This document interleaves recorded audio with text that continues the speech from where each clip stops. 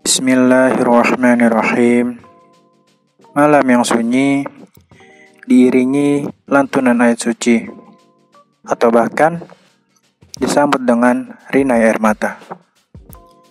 Subuh yang kelabu sudah tidak lagi mengumpat dalam kelambu, namun bersegera mengambil air wudhu untuk menghadap pemilik kolbu.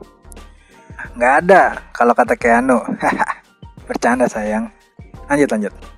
Sosok manusia sederhana yang sudah wafat sejak 14 abad silam. Namun beliau sudah mikirin kita nih, yang sampai saat ini lagi bikin podcast, lagi dengerin podcast, dan yang lagi nunggu buka. Bahkan di penghujung hidupnya, beliau masih meminta berdoa kepada Allah untuk meringankan sakaratul maut para pengikutnya. Beliaulah panutan kita, teladan kita. Siapa lagi kalau bukan baginda Rasulullah sallallahu alaihi wasallam. Allahumma shalli wa sallim alaihi. Semoga kita mendapatkan syafaat dari beliau serta masuk bersama beliau ke surganya Allah di surga Firdaus. Amin amin ya rabbal alamin. Oke, udah kebanyakan narasi nih di awal. Emang begini sih kerjaannya. Enjoy ya. Oke, gimana nih kabar dari kita? Udah mulai kurusan atau makin lebar karena di rumah aja? Yeah. Gimana kabar pikiran kita? Udah berapa buku nih yang habis dia lahap? Terus gimana kabar ruhiyah kita? Target-target Ramadan udah pada tercapai atau belum nih? Terakhir, gimana rencana kita pasca pandemi ini? Kok pandemi sih? Bukan. Gimana rencana kita pasca bulan Ramadan ini? Sudah dibuat listnya belum? Sudah dibuat plannya belum? Sudah dibuat rencananya atau belum? Ngapain sih lu? Nanya-nanya soal begitu?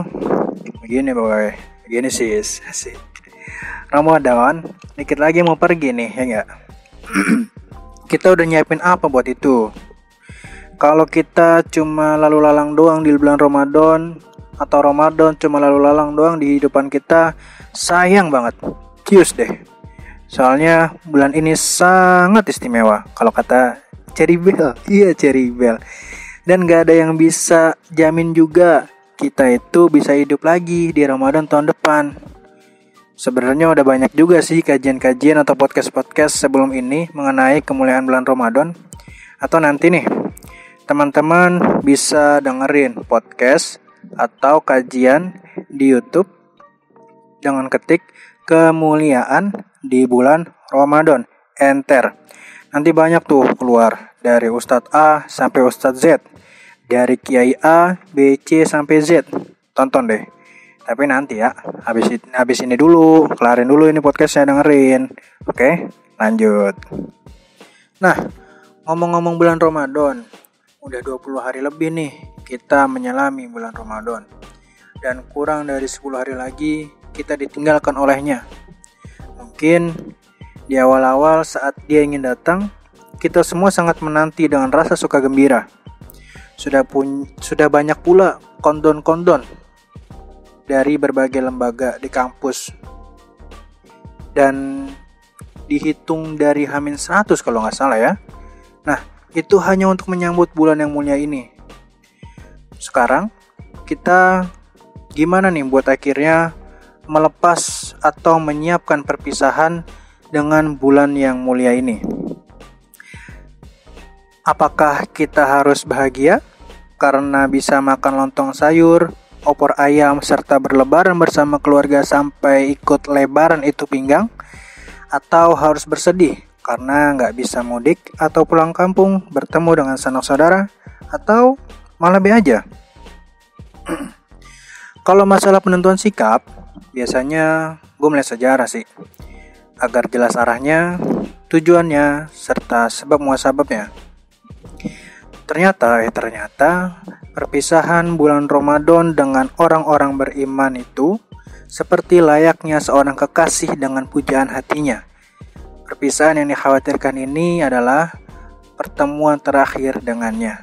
Masya Allah, romantis banget bukan? Rokok makan gratis. Bukan itu. Drakor Dots mah, ini kalah romantisnya. Serius.